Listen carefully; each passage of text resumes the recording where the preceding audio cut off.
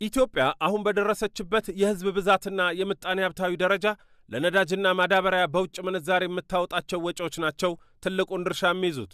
መረጃዎች እንደሚያሳዩት በዓመት ለነዳጅ የሚወጣው አገራዊ ወጪ 4 ቢሊዮን ዶላርን ተሻግሯል።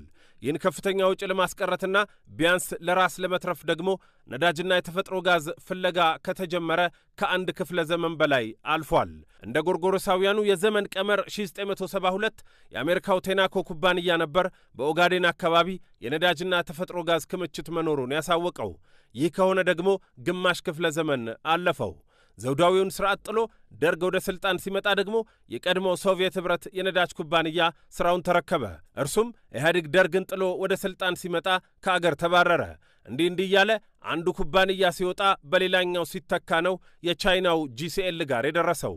የቻይናው ፖሊ ግሩፕና የሆንግ ኮንጉ ኮንኮርድ ግሩፕ በጋራ ባለቤትነት የያዙት ፖሊ ጂሲኤል የመጀመሪያውን በካሉብና ሂላላ በነዳጅ ፍለጋና ልማት ላይ ለመሰማራት ፈቃድ ያገኘው ከ12 ዓመታት በፊት ነበር።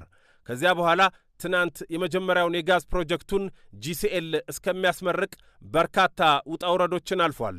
በምረቃው ላይ እንደተገለጸው ፕሮጀክቱ በዓመት 111 ሚሊዮን ሊትር ጋዝ ያመርታል የተባለ ሲሆን ምርቱ ለኃይል ይውላል፣ ለማዳበሪያ ግብዓትም ያቀርባል ነው የተባለው። ዛሬ በዚህ ስፍራ 1000 ሜጋዋት ኢነርጂ የሚያመርት በማምረት አቅሙ የህዳሴን ግማሽ የሚሆን በሜጋዋት ሳይሆን በኢነርጂ ማምረት አቅሙ የህዳሴን ግማሽ ያክል ኢነርጂ የሚያመርት የጋዝ ኢነርጂ ማምረቻ ነው። ግማሽ ያህል ሲባል ሰዎች ግራ እንዳይጋቡ በውሃ ኢነርጂ የሚያመርቱ ግድቦች ቢበዛ እስከ 30% ነው ኢነርጂ የሚያመርቱት። በእኛ ሁኔታ ከጀርባ የምትመለከቱት ይህ የጋዝ ፕላንት ብቻ አይደለም። በምግብ ራሳችንን ለመቻል ለምናደርገው ጥረት ለማዳበሪያ ማምረቻችን ዋነኛው ግብዓት ጋዝ ነው። በዚህ ምክንያት ምግብ ይሆነናል ማለት ነው። በሌላ መንገድ 1000 ሜጋዋት ኢነርጂ እናመርታለን፣ ከዚያም ክሪፕቶ ማይን እናደርጋለን ስንል 100% ግብዓቱ ጋዝ ነው። የካሉብ የተፈጥሮ ጋዝ ፕሮጀክት የመጀመሪያው ዙር ምርቃት ብቻ ሳይሆን የሁለተኛው ዙር መሰረት ድንጋይ የማስቀመጥ ስነ ስርዓትም ተከናውኗል። ፕሮጀክቱ በሁለተኛው ዙር 1.3 ቢሊዮን ሊትር ጋዝ የማምረት አቅም አለው ተብሏል።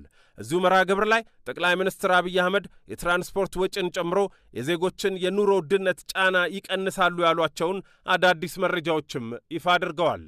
በዚህ ዓመት ቢበዛ በአንድ ዓመት ጊዜ ውስጥ 2000 የሚጠጉ የአዲስ አበባ ከተማና